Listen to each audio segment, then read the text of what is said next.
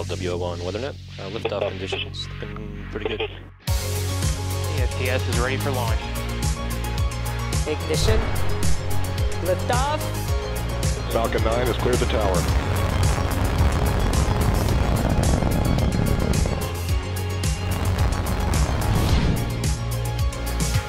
Ten, 9, 8, Side booster ignition. 6, 5, 4, 3, 2, 1.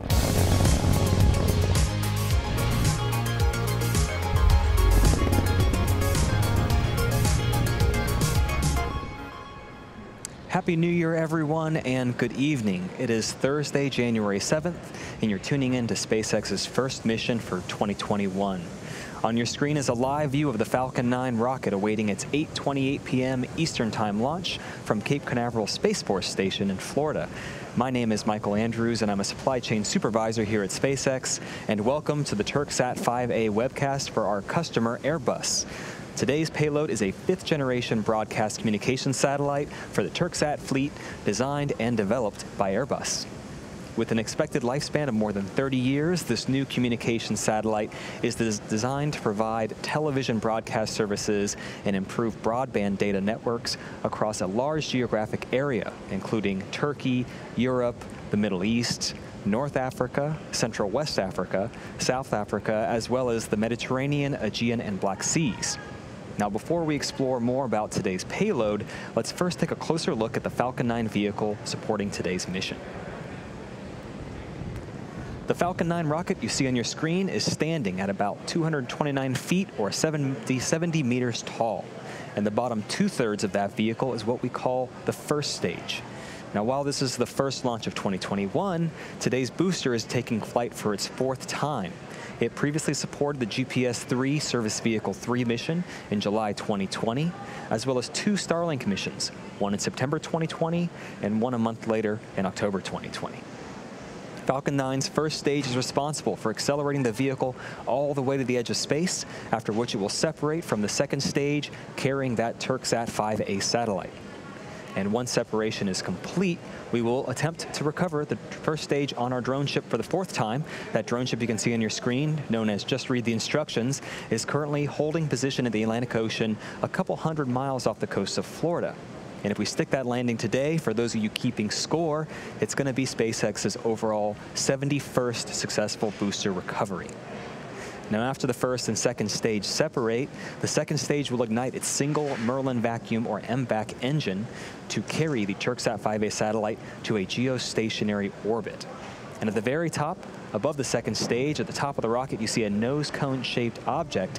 We call this particular assembly the payload fairing.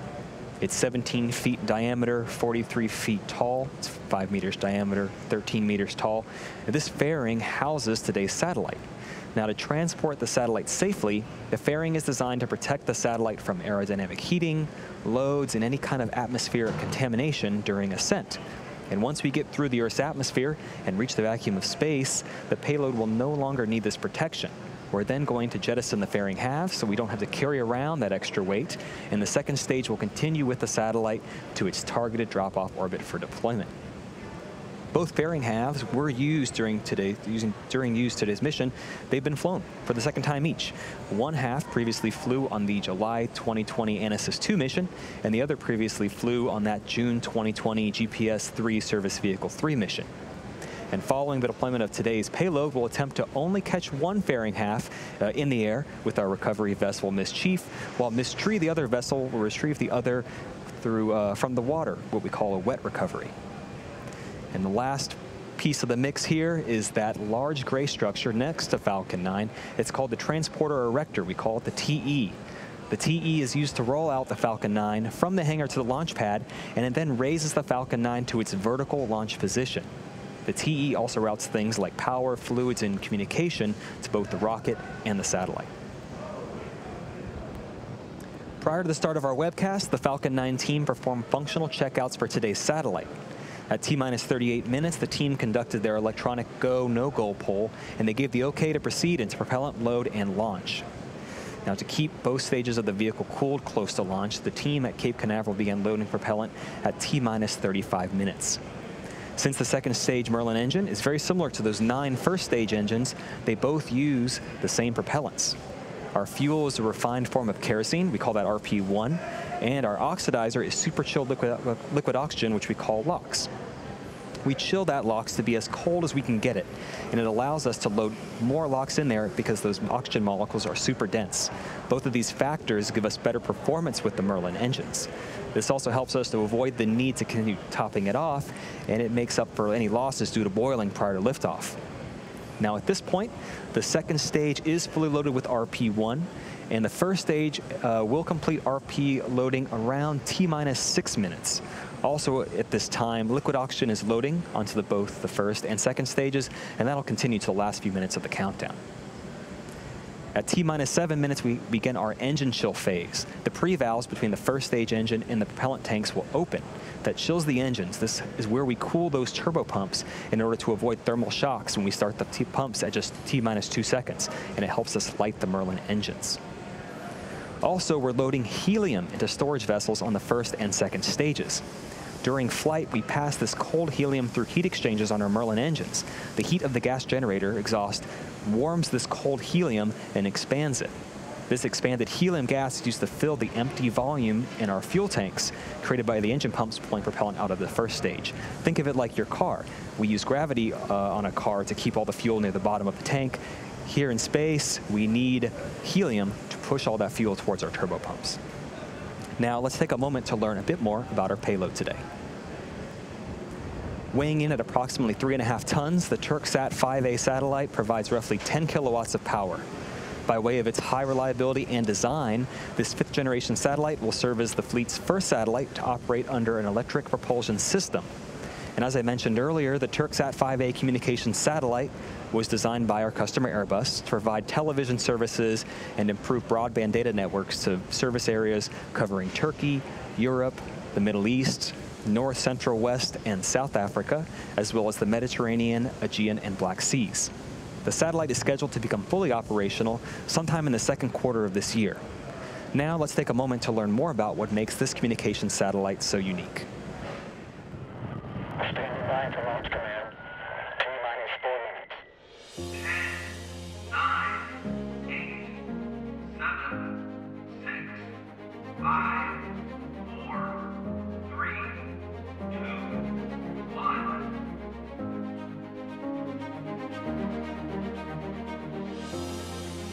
Turksat. Past, present, and future exist at the same moment. They are all building new experiences that inspire great ideas and breakthroughs in the blink of an eye. In the pursuit of innovative technologies, Turksat, one of the world's leading satellite operators, is now stronger in space with its new satellite fleet.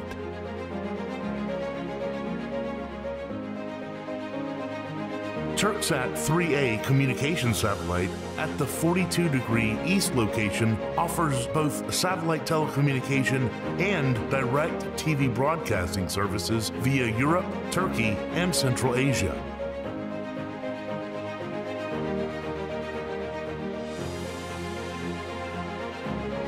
Turksat 4A provides broadcasting services within a wide area covering Turkey, Africa, Europe, the Middle East, and Asia on KU band.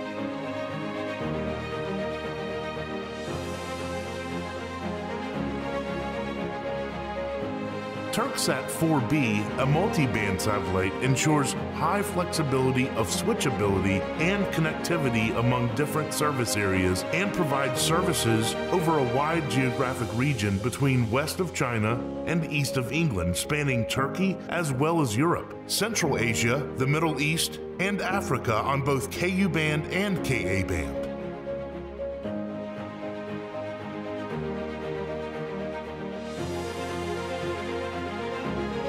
Thanks to Airbus state-of-the-art technology, the most powerful satellite of the Turksat fleet, Turksat 5A, upon being operational with 10 kilowatts payload power, will be active across a wide area at the 31° east orbit covering Turkey, Europe, the Middle East, North Africa, Central RP1 load is complete. South Africa, as well as the Mediterranean and the Aegean Sea and the Black Sea.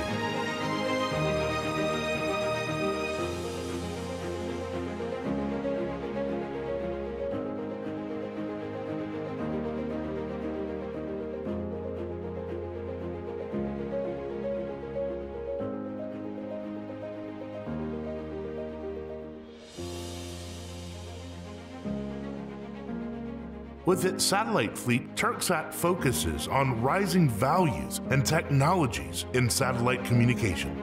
Turksat is an alliance of values that opens doors to the world and inspires communication, with its reliable and expert staff investing in the knowledge of the future. We are in an age where information is instantly shared. Our expectations are rapidly changing. Technology is leading us to new experiences. We proudly proceed on a path illuminated by the information that makes our lives meaningful in the age of communication. While new experiences inspire great ideas, Turksat of the future invites you to be a part of this moment. Turksat, space age in communications. Mission Control, we have liftoff.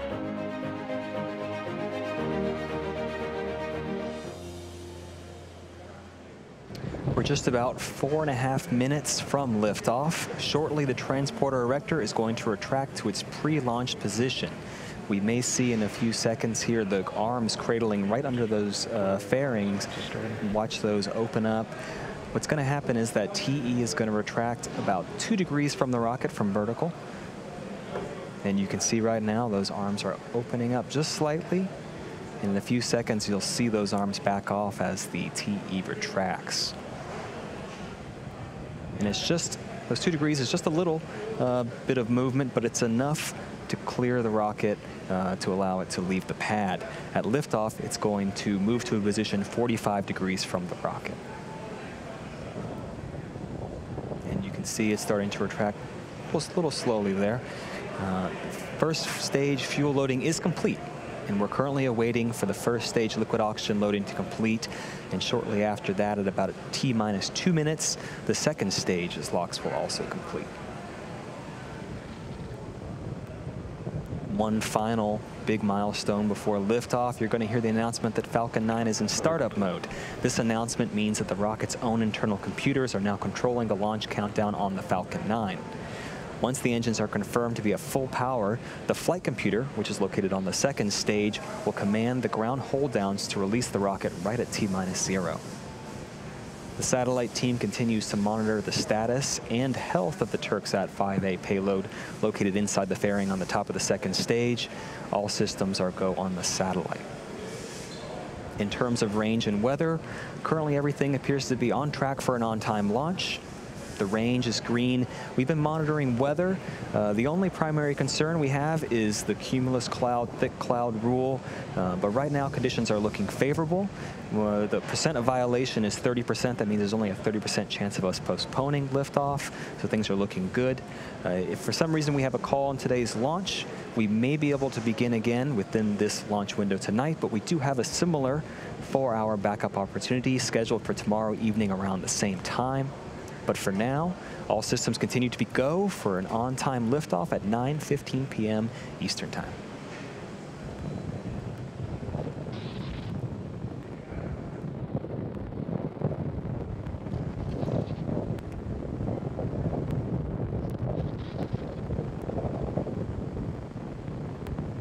At this time, the LOX loading is complete. It just finished on the second stage, and that is the last milestone for propellant loading prior to liftoff. You're going to start seeing a buildup of white clouds emanating from the Falcon 9. That's perfectly normal. That's that excess liquid oxygen boiling when it's exposed to the ambient temperature of the air around the Falcon 9 fuselage.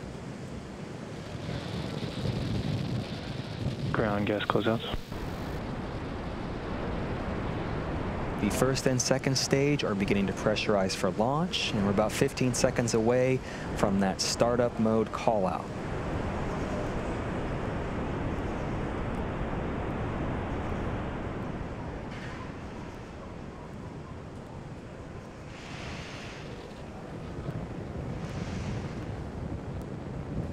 Flight computer has entered startup.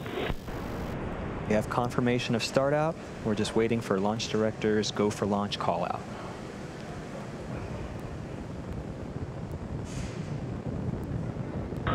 Turksat 5A, Falcon 9, LD is go for launch. And you've heard it, we're 30 seconds away. All systems are go for an on-time launch of Falcon 9 with the Turksat 5A satellite, our first launch for this year. 30 seconds.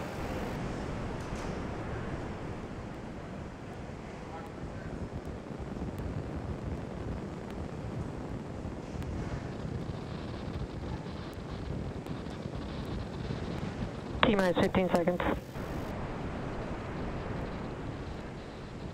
10, 9, 8, 7, 6, 5, 4, 3, 2, 1, 0. Ignition. And liftoff.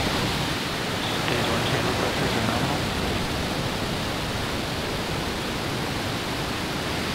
The vehicle is pitching downrange.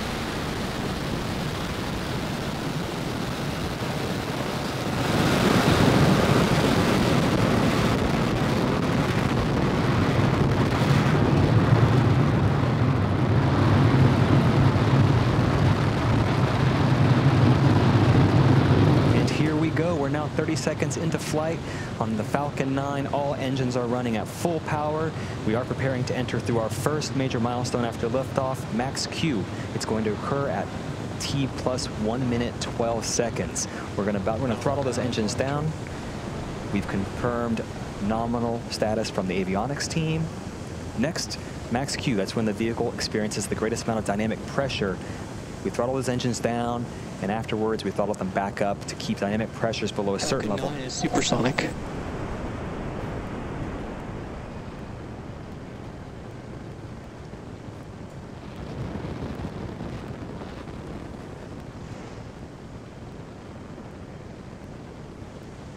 Max Q. We've successfully crossed the Max Q threshold. Everything is looking good with the first stage's trajectory. Next, we're going to start our MVAC chill. This is going to help us prepare for the next 3 major events. They occur one after another. The first one, those 9 Merlin 1D engines are going to cut off. That's known as MECO, or main engine cutoff. Right after that, the first and second stage will separate, and then the Merlin vacuum engine on the second stage will turn on. That's known as SES-1.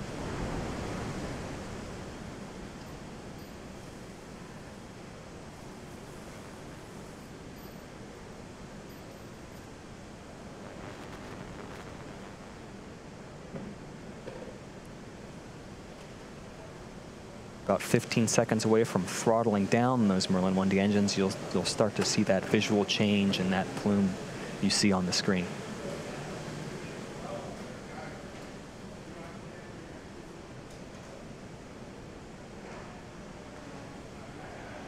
Main engine cutoff.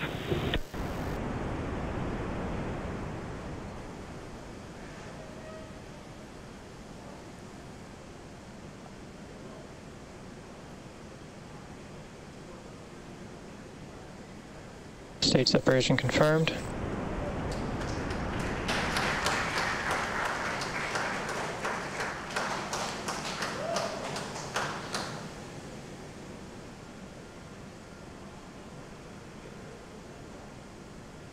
All right, all good news here. We had successful main engine cutoff, stage separation, and second engine start 1. Our next milestone is fairing deployment. Those 2 fairing halves on the top of the second stage are no longer needed, and we'll jettison them to help expose the Turksat 5A satellite to space and attempt to recover those later on. Second stage is on a nominal trajectory.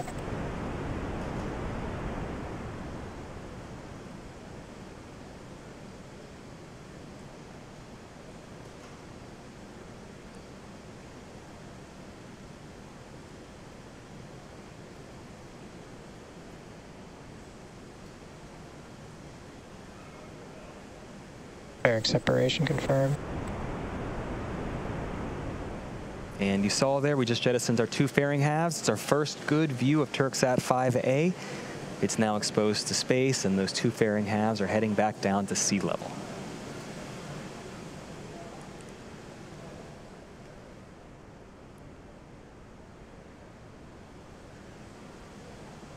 For those of you just joining, we're 4 minutes into flight on today's mission of carrying the Turksat 5A satellite to its intended orbit on the Falcon 9. We're currently in the first of 2 planned MVAC burns. That's what you see on your screen currently. Not pictured here currently, but that's after stage separation. The first stage, we're attempting to recover it. Its velocity at separation was about 2,200 meters per second, or 5,000 miles per hour. Once the separation occurs, the first stage is still moving at such a high velocity, it continues to raise its altitude as it approaches its apogee, and then it will coast down a couple minutes before it starts its return back to Earth. Up next, what you'll hopefully see is the first stage's entry burn. This is the first major milestone for first stage recovery. For entry burn, we're going to relight the center of those 9 Merlin engines. It's actually engine number 9. And partway through this transition, we then ignite 2 more engines, engine 1 and engine 5, which means we have 3 total M1D engines helping slow down the vehicle as it passes into the Earth's increasingly thickening atmosphere. That burn will last about 30 seconds, and we're just about a minute away from that.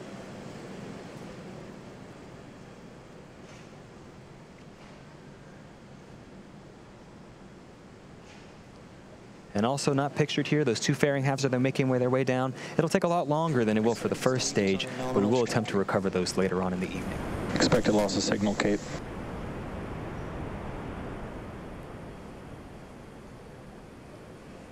First stage is now less than 100 kilometers above sea level, continuing to make its way down.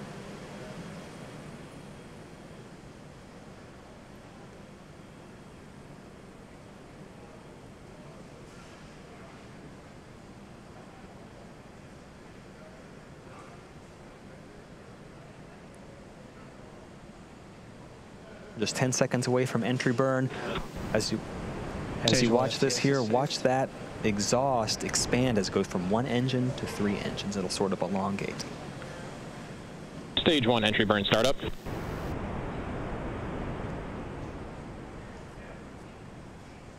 Entry burn has begun. All 3 engines are running currently.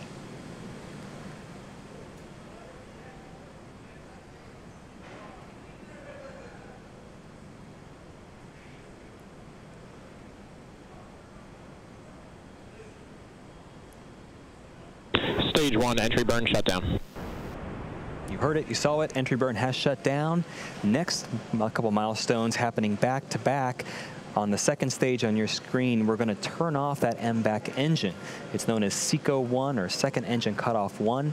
And right after that milestone, we're going to start our final first stage burn, the landing burn, hopefully culminating with a 4th landing of this particular first stage. Going back to SECO, we shut down the MVAC, and after that period, we actually allow the second stage to coast. This event preserves the fuel until we need it for that final burn, second engine start number 2, and it takes us to our targeted orbit for today's satellite deploy. We're about 30 seconds away from SECO 1, and after that, only about 30 more seconds until we hopefully have a nice view of the first stage touching down on our just read the instructions autonomous drone ship.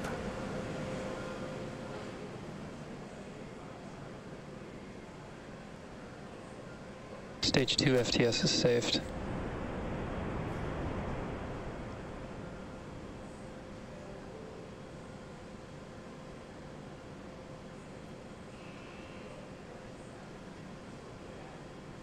Stage 1 landing burn, sorry. Our landing burn has started. Our second engine is also cut off, as you can see. We're just awaiting confirmation of good orbital insertion.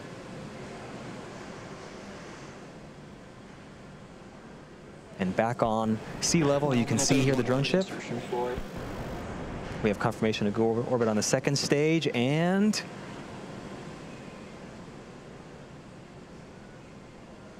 looks like we have a good landing on the drone ship as well. This is SpaceX's 71st successful first stage recovery. This particular booster's 4th successful recovery, getting ready for its 5th flight in the future. That's our secondary mission, vehicle reusability, but our primary mission is not yet complete. The second stage vehicle has now entered its first coast phase and will last about 18 minutes. After that, we're going to light that MVAC engine for a second time shortly after at about T plus 26 minutes 51 seconds. For those of you interested in keeping an eye on where that second stage is throughout the coast phase, you can follow along with our animation for the next 18 minutes. Otherwise, we'll see you back here at T plus 25 minutes.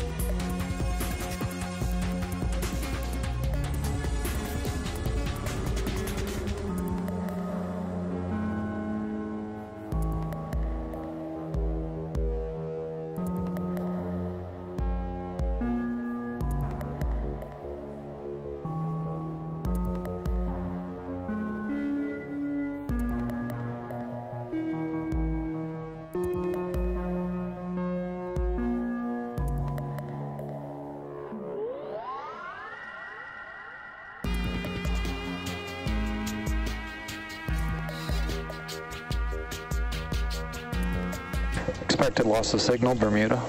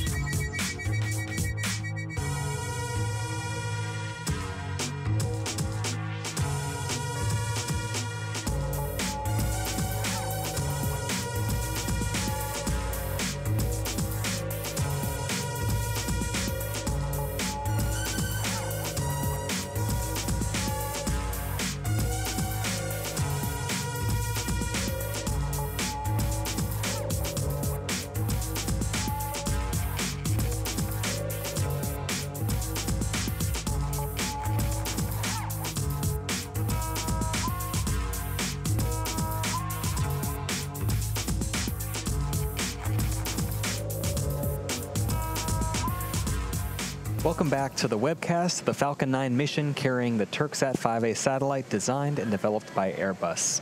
Let's recap what's happened so far this evening. We had a smooth liftoff at 9:15 p.m. Eastern Time. 2.5 minutes later, our first and second stages successfully separated. The first stage made its fourth flight and its fourth landing on our drone ship. Just read the instructions. The second stage completed its first burn and successfully inserted today's payload and second stage into their planned parking orbit where they're currently at now. Now we're coming up on the second burn of that upper stage engine in a little more than 60 seconds. Currently, the flight computer is commanding the settling thrusters to turn on and off, and it releases nitrogen gas that helps lightly push the stage and allows propellant to stay at the bottom of the tank above the engine. One thing to mention here is that the ground station over Gabon at the minute is down, so we won't be able to provide any visual views or have any confirmation of when exactly that second engine start occurs and when it ends. We'll tell you when those are expected to occur, and after our next coast phase, we'll come back and confirm how those events went and if we're in a nominal orbit.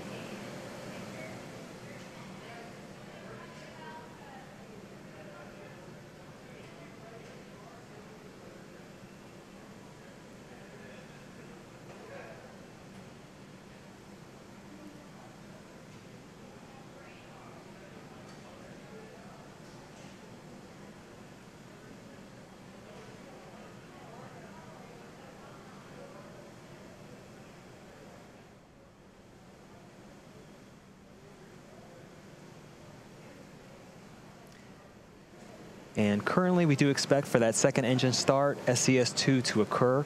At this point, the nominal burn duration is 70 seconds. Currently, that second stage is traveling almost 8,000 meters per second. This burn is going to add another 2,000 meters per second to the Falcon 9 speed before it shuts down for a second time.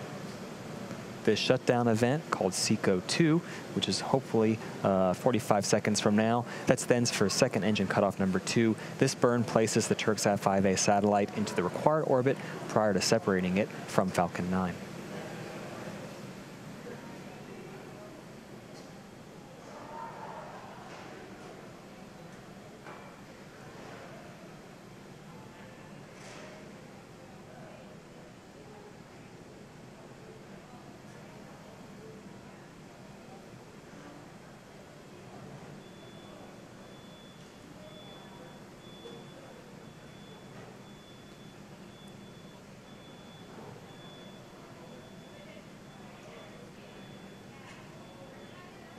And at this point, we expect for a second engine cutoff 2 to occur. Like I mentioned before, the ground station over Gabon in Central Africa is down at the moment. However, the Falcon 9 second stage is an incredibly reliable vehicle, and we trust those events are occurring at those nominal callouts. But we will come back after our next coast phase and have some information when we're over the next ground station and give you more information. And as a reminder, the Turksat 5A satellite is still attached to that second stage. The stage is now going to start a slow spin, kind of like a football, that helps stabilize the satellite when it's released. This transition is going to take 5 more minutes, and satellite separation is expected to occur at T plus 33 minutes and 4 seconds. Now, while we wait for the satellite to get closer to its final destination, we'll pause commentary during this coasting phase, but we'll come back just before Stage 2 separation takes place at T plus 32 minutes.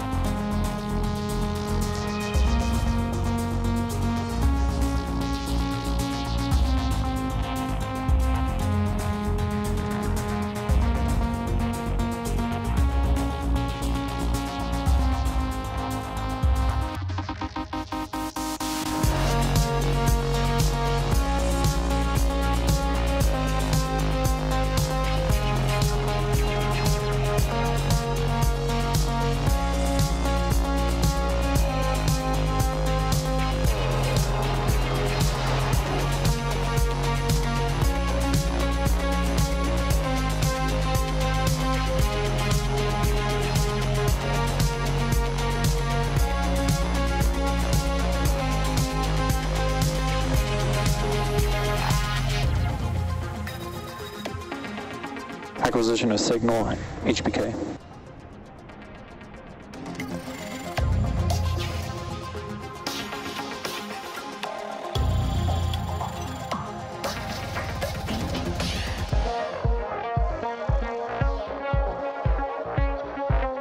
Nominal deploy orbit insertion.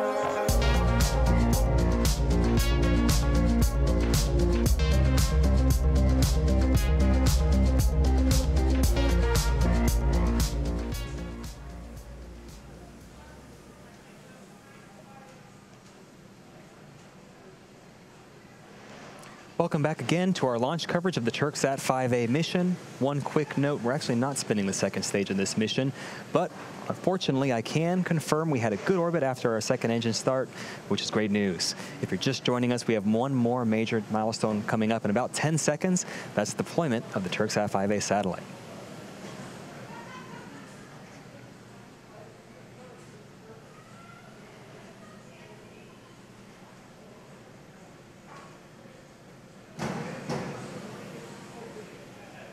Payload deploy confirms. And you can see it. We have confirmation of successful payload separation of the Turksat 5A satellite, and that will now bring today's webcast coverage to a close. Before we go, we really want to thank Airbus, our customer, for entrusting us with the Turksat 5A satellite. This mission marked the 4th launch and landing for this Falcon 9 booster. It was also SpaceX's 71st successful booster landing, as well as SpaceX's 50th time for flying a reflown booster. Also, it's our first launch for 2021. To the range and the FAA, we appreciate having your support and acceptance for today's mission. And to all of our viewers, as always, thank you for tuning in, and have a great evening.